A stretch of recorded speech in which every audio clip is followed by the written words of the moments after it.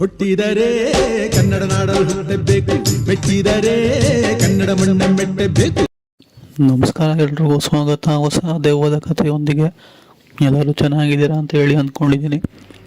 ಈ ಒಂದು ಕತೆ ಆ್ಯಕ್ಚುಲಿ ನಡೆದಿರೋದು ಬಂದ್ಬಿಟ್ಟು ಸೋಬಿನಹಳ್ಳಿ, ಈ ಒಂದು ಊರಲ್ಲಿ ಆಗಿರುವಂಥ ಇನ್ಸಿಡೆಂಟು. ಈ ಒಂದು ಸೋಬಿನಹಳ್ಳಿ ಇರುವಂಥದ್ದು ಇದೆ. ಈ ಒಂದು ಕಡೂರು ಆಲ್ಮೋಸ್ಟ್ ಗೊತ್ತೇ ಇರುತ್ತೆ. ಕಡೂರು, ಬೇಲೂರು, ಶಿವಮೊಗ್ಗ ಹೈವೇಲಿ ಸಿಗೋವಂಥ ಒಂದು ಊರು ಕಡೂರು. ಸೊ ಆ ಕಡೂರಿಂದ ಒಂದು ಸ್ವಲ್ಪ ಮುಂದೆ ಬಂದರೆ ಒಂದು ಸ್ವಲ್ಪ ಒಳಗಡೆ ಅಂತಲೇ ಹೇಳ್ಬೋದು. ಸೊ ಅಲ್ಲಿ ಸಿಗುವಂಥ ಊರೇ ಸೋಬಿನಕೆರೆ ಅಥವಾ ಸೋಬಿನಹಳ್ಳಿ. ಈ ಒಂದು ಊರು, ಇದನ್ನ ಎರಡು ಹೆಸರಲ್ಲೂ ಕರೀತಾರೆ. ಸೊ ಅಡ್ಜಸ್ಟ್ ಮಾಡ್ಕೊಳ್ಳಿ. ಈ ಒಂದು ಇನ್ಸಿಡೆಂಟ್ನ ನಮಗೆ ತಿಳಿಸ್ಕೊಟ್ಟಿರೋ ಹೆಸರು ಬಂದ್ಬಿಟ್ಟು ಕಾವ್ಯ ಅಂತ ಹೇಳಿ, ಮೂಲತಃ ಕಡೂರಿನವರು. ಸೊ ಇವರು ಕಾಲೇಜ್ಗೆ ಹೋಗುವಾಗ ಆದಂತಹ ಒಂದು ಇನ್ಸಿಡೆಂಟ್ನ ಅವ್ರು ನಮಗೆ ತಿಳಿಸ್ಕೊಟ್ಟಿರೋವಂಥದ್ದು. ಕಾವ್ಯ ಅವರು ಡೈಲಿ ಕಾಲೇಜ್ಗೆ ಹೋಗಬೇಕು ಅಂತಂದರೆ ಇವರು ಮೂಲತಃ ಸೋಬಿನಕೆರೆ ಅವರನ್ನೇ. ಸೊ ಆದ ಕಾರಣ ಇವರು ಕಡೂರಿಗೆ ಕಾಲೇಜ್ಗೆ ಬರ್ತಿರ್ತಾರೆ. ಗೌರ್ಮೆಂಟ್ ಕಾಲೇಜಲ್ಲಿ ಓದ್ತಿರೋವಂಥದ್ದು ಇವರು. ಆದರೂ ಕೂಡ ಡೈಲಿ ಚಾಚು ತಪ್ಪದೇ ಕಾಲೇಜ್ಗೆ ಬರ್ತಾ ಮನೆಗೆ ಹೋಗ್ತಾ ಇರ್ತಾರೆ. ಹಿಂದೆ ಎಂದೂ ಕೂಡ ಅವರೊಟ್ಟಿಗೆ ಈ ಥರ ಒಂದು ಘಟನೆ ನಡೆದಿರಲಿಲ್ಲ. ಬಟ್ರೆ ಇವಾಗ ಅಂದರೆ ಅವತ್ತು ಒಂದಿನ ಕಾವ್ಯ ಅವರು ಮನೆನ ಬಿಟ್ಟು ಕಾಲೇಜ್ಗೆ ಹೋಗಿ, ನಂತರ ಕಾಲೇಜಲ್ಲಿ ಅವತ್ತಿನ ದಿನ ಸ್ಪೆಷಲ್ ಕ್ಲಾಸ್ ಇದ್ದಂತಹ ಕಾರಣ ಅವರು ಮನೆಗೆ ಬರಬೇಕಾದ್ರೆ ಸಮಯ ಸುಮಾರು 7 ಕಾಲಾಗೋಗಿರುತ್ತೆ. ಆ ಟೈಮಲ್ಲಿ ಲೋಕಲ್ ಬಸ್ ಕೂಡ ಸಿಗೋದಿಲ್ಲ. ಸರಿ ಅಂತ ಹೇಳಿ ಇವರು ಕೂಡ ಕಡೂರಿಂದ ಹೇಗೋ ಸಿಕ್ಕಿರುವಂತಹ ಒಂದು ಲೋಕಲ್ ಬಸ್, ಅವರ ಸಮಯಕ್ಕೆ ಒಂದು ಲೋಕಲ್ ಬಸ್ ಸಿಗುತ್ತೆ. ಸರಿ ಅಂತ ಹೇಳಿ ಹತ್ಕೊಂಡು ಅದೇ ಒಂದು ಊರಿನ ಹತ್ತಿರ ಬಂದು ಇಳ್ಕೊಂಡು ಅಲ್ಲಿಂದ ಒಂದು ಸ್ವಲ್ಪ ದೂರ ನಡೆದ್ರೆ ಅವ್ರ ಊರು ಸಿಕ್ಕುವಂಥದ್ದು. ಇವರು ಕೂಡ ನಡ್ಕೊಂಡು ಹೋಗ್ತಿರ್ಬೇಕಾದ್ರೆ ಇವ್ರ ಮುಂದೆಗಡೆ ಯಾರೋ ಒಂದಷ್ಟು ಜನ ಇವ್ರನ್ನ ಅಡ್ಡ ಹಾಕ್ತಿದ್ರೇನೋ ಅಥವಾ ಇವ್ರನ್ನ ಕಿಡ್ನಾಪ್ ಮಾಡೋಕ್ಕೋಸ್ಕರ ಹಿಂದೆಗಡೆಯಿಂದ ಫಾಲೋ ಮಾಡ್ಕೊಂಡ್ಬರ್ತಿದ್ದಾರೇನೋ ಆ ಥರ ಒಂದು ಫೀಲ್ ಇವ್ರಿಗೆ ಆಗ್ತಿರುತ್ತೆ. ಸುಮಾರು ಜನ ಇವರು ಸುತ್ತಮುತ್ತನೇ ಇದ್ದಾರೇನೋ ಅನ್ನೋ ಥರ ಫೀಲ್ ಇವ್ರಿಗೆ ಆಗ್ತಿರೋವಂಥದ್ದು. ಸುತ್ತ ನೋಡ್ತಾರೆ, ಭಯದಿಂದ ಏನೂ ಕೂಡ ಕಾಣಿಸೋದಿಲ್ಲ. ಸರಿ, ಕೈಯಲ್ಲಿ ಮೊಬೈಲ್ ಇದ್ದಂತಹ ಕಾರಣ ಅವ್ರಿಗೆ ಮನೆಯವ್ರಿಗೆ ಫೋನ್ ಮಾಡಿಬಿಟ್ಟು ಮಾತಾಡ್ಕೊಂಡು ಜೋರಾಗಿ ಮಾತಾಡಿಕೊಂಡು ಬರ್ತಾ ಇರ್ತಾರೆ, ಆದಷ್ಟು ಭಯ ಹೋಗಲಿ ಅಂತ ಹೇಳಿ. ಬಟ್ ಸುತ್ತಮುತ್ತ ನೋಡಿದ್ರೆ ಯಾರೂ ಕೂಡ ಇರೋದಿಲ್ಲ. ಅದು ಅವಾಗ ಒಂದು ಫೀಲ್ ಆಗ್ತಿರುತ್ತೆ, ಸುತ್ತಮುತ್ತ ಯಾರೋ ಇದ್ದಾರೆ ಅಂತ ಹೇಳಿ.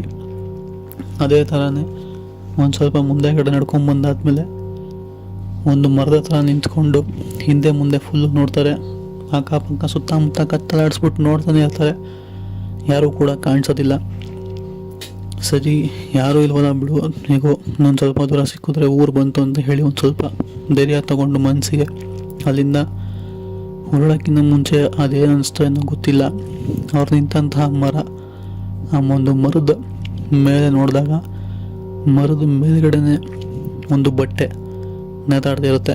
ಸೊ ಇದು ಯಾವುದು ಬಟ್ಟೆ ಈ ಒಂದು ಮರದ ಮೇಲೆ ನೇತಾಡ್ತಿದೆಯಲ್ಲ, ಯಾರು ಈ ಮರದ ಮೇಲೆ ಹೋಗಕ್ಕೆ ಸಾಧ್ಯ ಅಂತ ಹೇಳಿ ಯೋಚನೆ ಮಾಡ್ತಾ, ಬಿಡು ಯಾವುದೋ ಬಟ್ಟೆ ಇರ್ಬೋದೇನೋ ಅಂತ ಅಂದ್ಕೊಂಡು ಅವ್ರ ಬಗ್ಗೆ ಜಾಸ್ತಿ ಏನು ತಲೆ ಕೆಡಿಸ್ಕೊಳ್ದೇ ವಾಪಸ್ ನಡ್ಕೊಂಡು ಹೋಗ್ತಾ ಇರ್ತಾರೆ. ಇವ್ರು ಹೋಗೋ ಸಮಯನೇ ಏನಿತ್ತೋ ಏನೋ ಗೊತ್ತಿಲ್ಲ. ಇವರು ಯಾವ ಒಂದು ಬಟ್ಟೆನ ಆ ಒಂದು ಮರದ ಮೇಲೆ ನೋಡಿದ್ರಲ್ಲ ಅದೇ ಬಟ್ಟೆ ಇವರು ಒಂದು ಸ್ವಲ್ಪ ದೂರ ನಡ್ಕೊಂಡು ಹೋಗಾದ್ಮೇಲೆ ಬಂದು ಅವ್ರ ಮೈ ಮೇಲೆ ಬೀಳುತ್ತೆ. ಅಂದರೆ ಇಷ್ಟೊಂದು ಗಾಳಿ ಬೀಸೋಕ್ಕೆ ಸಾಧ್ಯನಾ? ಈ ಒಂದು ಬಟ್ಟೆ ಆ ಒಂದು ಮರದ ಮೇಲೆ ಇತ್ತು, ಇವಾಗ ನೋಡಿದ್ರೆ ಬಂದು ನನ್ನ ಮೇಲೆ ಬಿದ್ದಿದೆಯಲ್ಲ ಅಂತ ಹೇಳಿ ಅಂದ್ಕೊಂಡು ಆ ಒಂದು ಬಟ್ಟೆನ ಅಲ್ಲೇ ಎಸೆದ್ಬಿಟ್ಟು ಇನ್ನೂ ವೇಗವಾಗಿ ನಡೆಯೋದಕ್ಕೆ ಶುರು ಮಾಡ್ತಾರೆ. ಹಾಗೆ ವೇಗವಾಗಿ ನಡ್ಕೊಂಡು ಹೋಗಿ ಮನೇನ ತಲುಪ್ತಾರೆ. ಅಂತೂ ಇಂತೂ ಮನೆ ತಲುಪೋದನ್ನ ಬಿಡು ಅಂತ ಅಂದ್ಕೊಂಡು ಉಸಿರು ಬಿಟ್ಟು ನಂತರ ಕಾಲು ಕೈ ತೊಳ್ಕೊಂಡು ಊಟ ಗೀಟ ಎಲ್ಲ ಮಾಡಿ ಮಲ್ಕೊತಾರೆ. ಮಲ್ಕೊಂಡಾದ್ಮೇಲೆ ಅವ್ರಿಗೆ ಒಳಗೊಳಗೇ ಒಂಥರ ಅನ್ಕಂಫರ್ಟಬಲ್ ಫೀಲ್ ಆಗ್ತಿರ್ತಾರೆ. ಅವರೊಟ್ಟಿಗೆ ಯಾರೋ ಇದ್ದಾರೇನೋ, ಅವ್ರನ್ನ ಯಾರೋ ಕೈ ಹಿಡ್ದು ಎಳೀತಿದ್ದಾರೇನೋ, ಇಲ್ಲ ಗಟ್ಟಿಯಾಗಿ ಅವ್ರನ್ನ ಹಿಡ್ಕೊಂಡಿರೋ ಥರ ಎಲ್ಲ ಅವ್ರಿಗೆ ಅನ್ನಿಸ್ತಿರುತ್ತೆ. ಇದು ಯಾವುದು ಈ ಥರ ಎಲ್ಲ ಅನ್ನಿಸ್ತೀಯಲ್ಲ ಅಂತ ಹೇಳಿ ಅವರು ಕೂಡ ಇದ್ದು ಆಚೆ ಬಂದು ಆದಂತಹ ಎಲ್ಲ ವಿಷಯಗಳನ್ನ ಕೂಡ ಅವ್ರ ಮನೆಯವ್ರ ಹತ್ರಗೆ ತಿಳಿಸ್ಕೊಡ್ತಾರೆ.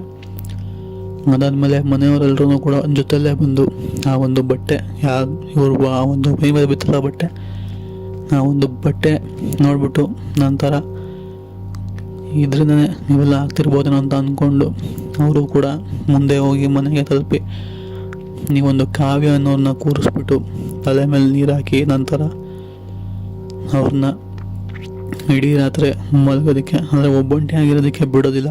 ನಂತರ ಬೆಳಗ್ಗೆ ಎದ್ಮೇಲೆ ಒಂದು ಪೂಜೆ ಮಾಡೋರನ್ನ ಕರ್ಕೊಂಬಂದು ಆ ಒಂದು ಬಟ್ಟೆ ಬಿದ್ದ ಮೇಲೆ ಇವ್ರ ಜೊತೆಗೆ ಈ ಥರ ಎಲ್ಲ ಆಗ್ತಿದೆ ಅಂತ ಹೇಳಿ ತಿಳಿಸ್ಕೊಡ್ತಾರೆ.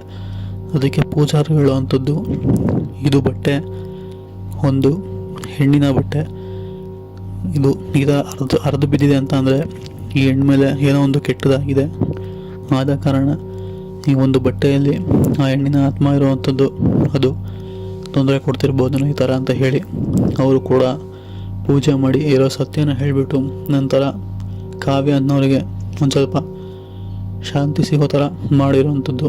ಇದು ಆ್ಯಕ್ಚುಲಿ ಆಗಿರುವಂತಹ ಒಂದು ಘಟನೆ. ಕಥೆ ಇಷ್ಟ ಆಗಿದ್ರೆ ಲೈಕ್ ಮಾಡ್ಕೊಳ್ಳಿ, ಚಾನಲ್ಗೆ ಸಬ್ಸ್ಕ್ರೈಬ್ ಮಾಡ್ಕೊಳ್ಳಿ. ಸಿಗೋಣ ಮತ್ತೊಂದು ಹೊಸ ದೆವ್ವದ ಕಥೆಯೊಂದಿಗೆ. ಅಲ್ಲಿವರೆಗೂ take care, good bye friends.